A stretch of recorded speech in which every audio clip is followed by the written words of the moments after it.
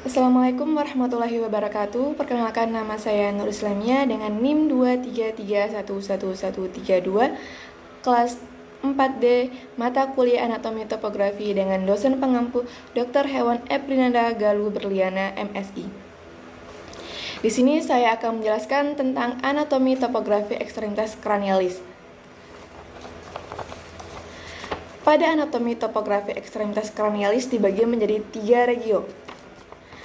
Pada daerah sini dinamakan regio scapula humeri lateral.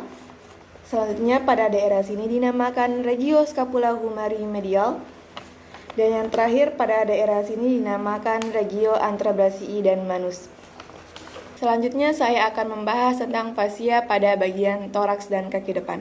Sebelum itu, saya akan menjelaskan pengertian fascia terlebih dahulu.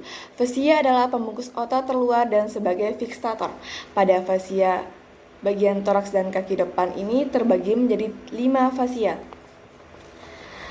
Yang pertama, di daerah sini dinamakan fascia omobrachialis, yang berfungsi untuk menutupi lateral bahu dan lengan. Selanjutnya, yang kedua, pada bagian daerah sini dinamakan fascia antebrachialis.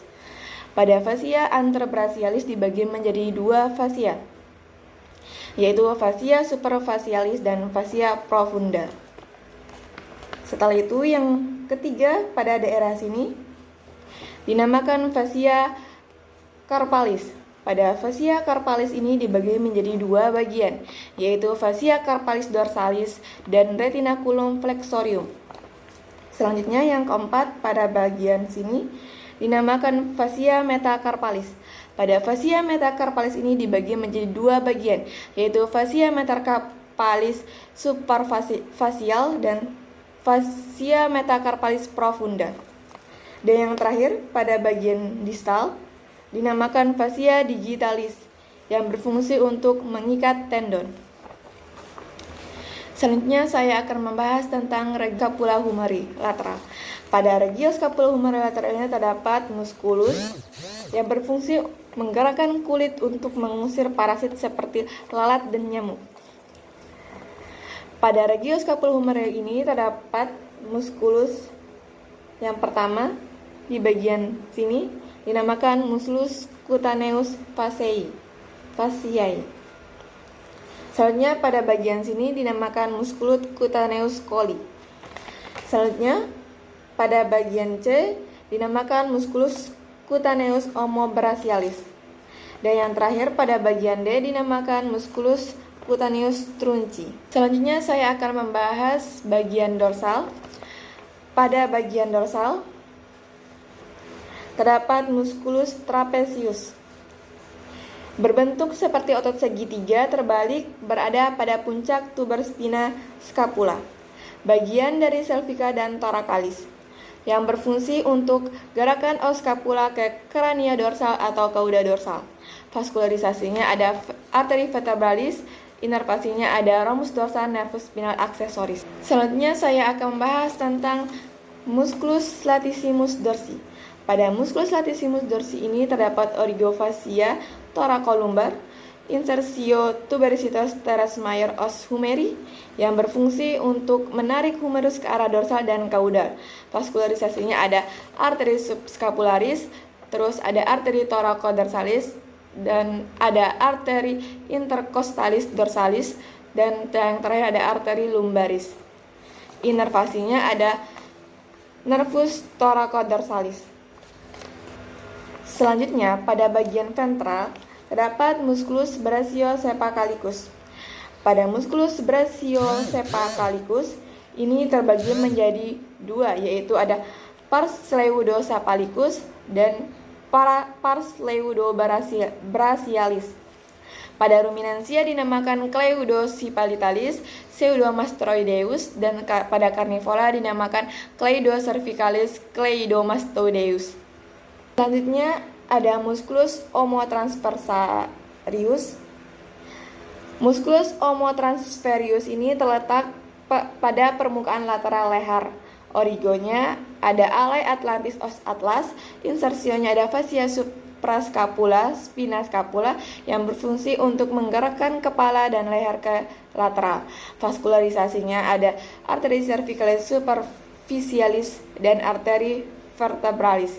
Inervasinya ada nervus cervicalis. Setelah itu ada musculus serratus ventralis. Pada musculus serratus ventralis ini mempunyai dua tempat pertautan sehingga menjadi dua bagian otot, yaitu pracervicalis atau yang dinamakan kranial dan prastoracalis atau dinamakan kaudal. Strukturnya seperti serata, mata gergaji dan bergerigi, berbentuk seperti kipas. Bisa dilihat pada gambar ini ya. Selanjutnya pada bagian D ini dinamakan musculus pectoralis. Pada musculus pectoralis ini dibagi menjadi dua. Ada musculus pectoralis superficialis dan musculus pectoralis profundus.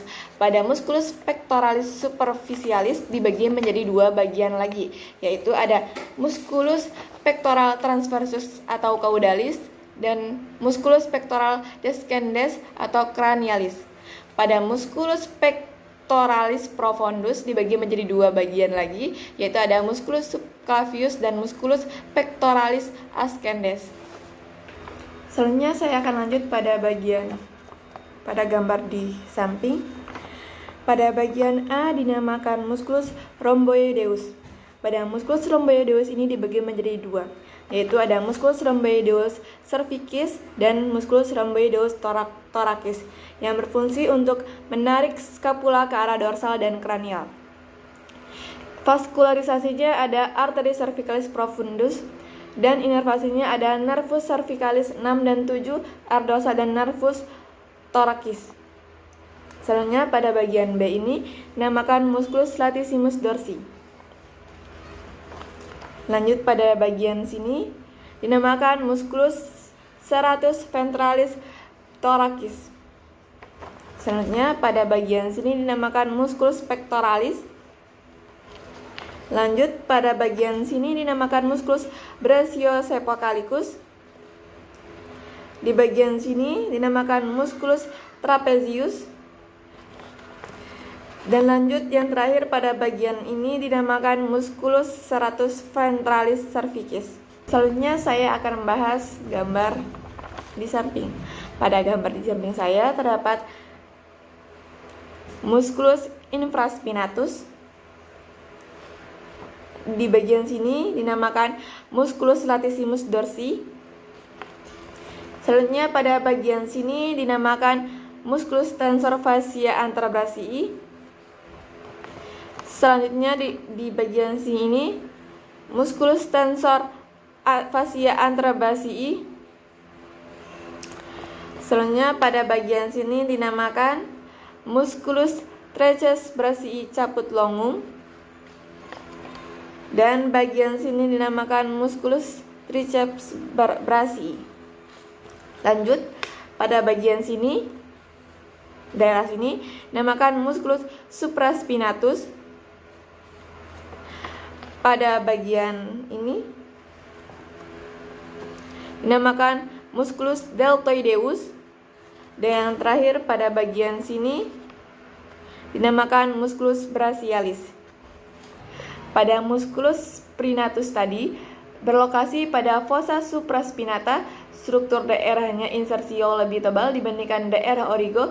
Di bagian kolum scapulae, otot ini terbagi menjadi dua. Di situ akan ditemukan bursa tendinea yang berlokasi di sisi lateral tuber supracondyloidea.